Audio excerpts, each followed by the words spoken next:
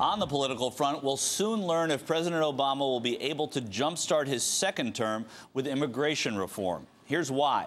This week, the Senate Judiciary Committee starts marking up the Gang of Eight's immigration proposal. A boatload of amendments are expected to be offered to the 844-page legislation.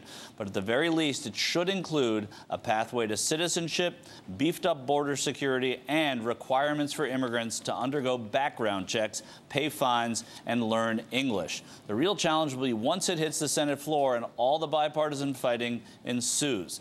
And that's before it even approaches the Republican-controlled House. So will the president be able to capitalize on this campaign promise of his? Joining me now to help us answer that question and more are James Warren. He joins us from Washington, D.C., where he is the bureau chief for New York Daily News and chief political correspondent for Politic365.com. Jason Johnson also joins us. He's political science professor at Hiram College, joining us today from Cleveland, Ohio. Gentlemen, welcome. Jim, I want to ask you, 8 months ago, self-deportation was the official immigration stance for the GOP. Now there's a bipartisan bill that's expected to fly through the Judiciary Committee. Is this a win for the president?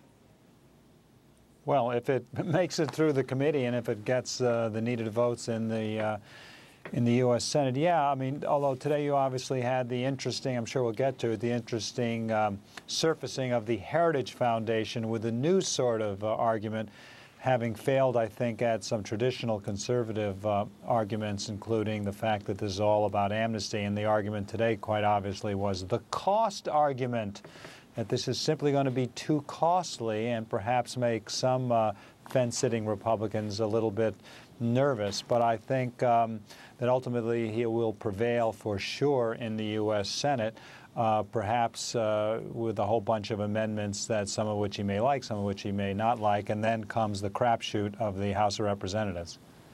Yeah, you know, Jason, what Jim said is true. The Heritage Foundation coming out today talking, you know, first of all, in their general scare tactics on amnesty, saying that this is going to be tantamount to amnesty. That's what we're doing here. And then when all else fails, they go to, oh, my God, how much money is this going to cost? Does that mean that the opposition to this bill is really back on its heels right now, Jason? Well, look, I mean, the Republicans decided after the 2012 election that suddenly they cared about Hispanics. And so that's why immigration reform is going to get done in some way or another. I've always found it interesting that this has little to do on the Republican side with actual policy. It has nothing to do with actual money. It just has to do with electoral votes. As a general rule, when Hispanics don't vote for Republicans, they say to themselves, what can we do to bring you in? And when blacks don't vote for Republicans, they say, what's wrong with you? So as long as Republicans are concerned about getting Latino votes, they will get something passed. That's an amazing way of putting it. I'm going to stay with you for a second, Jason. Marco Rubio responded to a liberal group calling the opponents to the Gang of Eight's bill the Gang of Hate by tweeting this: I disagree with them on parts of immigration reform, but they are not haters. Rubio's getting a lot of pressure from conservatives to amend to the bill. Did he bite off more now than he can chew? No, look, Marco Rubio is fighting for his political future. I mean, he wants to at least be able to put his hand up before he gets steamrolled by Hillary Clinton in 2016. So he's got to say that he's going to do something about immigration reform. But the truth of the matter is this. It's not even an issue as whether or not it's hate or whether or not the Republicans are going to like it. Something on this level has to get done. The Republicans want immigration off the table. Barack Obama wants to be able to show that he accomplished something. So I don't think Marco Rubio's bitten off more than he can chew. He will be at the forefront for whatever sort of watered-down legislation actually finally gets signed by the president. Jim, let's talk about that. Jason's saying that the president wants to show that he accomplished something. You just wrote a column titled Obama Down But Not Out. Tell us about your reasoning for that.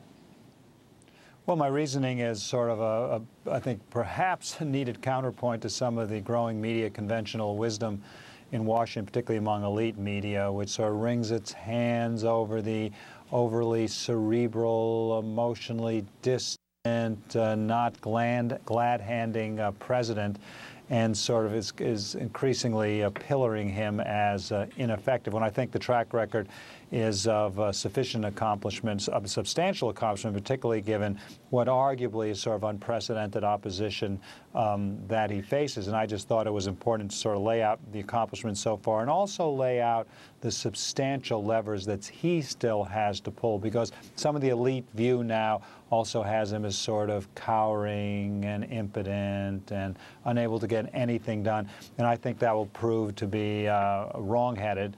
I think, again, you've got to get something on immigration through the Senate. It's going to be really interesting in the House of Representatives. You've got an economy that is probably going to improve. You may possibly even get something done with guns the next year, although there are 4 or 5 imponderables there when it comes to actual votes in the U.S. Senate to get to that magic 60.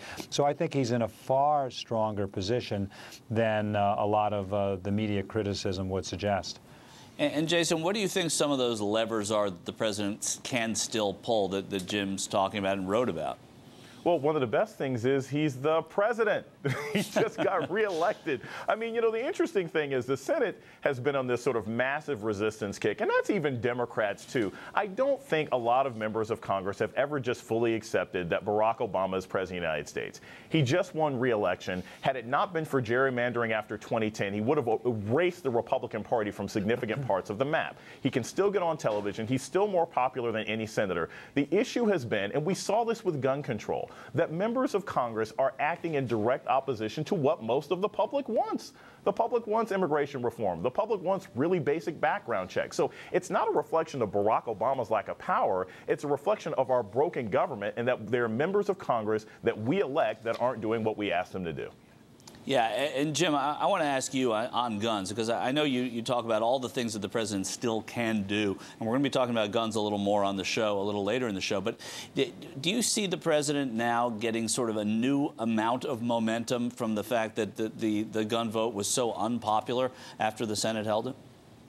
Well, I think he's going to get some momentum. I think one can exaggerate the significance of that because, you know, one of the problems we know with the gerrymandering is that you've got a whole lot of folks who are arguably bowing to public opinion in their backyards and towing the line of the National Rifle Association on that. And when it comes to the Senate, again, I think a whole bunch of things are going to happen, and they include some of the fence sitters and even some Republicans who I think now are just petrified at being, quote, primaried, or my favorite term of art, being lugered, which is reference to a very fine moderate Republican from Indiana who was here for decades, Dick Lugar, who got Tea Partied out and lost last year. But as long as some of those folks are petrified at that notion, they're going to be literally sticking to their guns. But I think if they get to the end of the year, perhaps in the fall, and they say, well, I'm not going to have some crazy come after me in my Republican primary,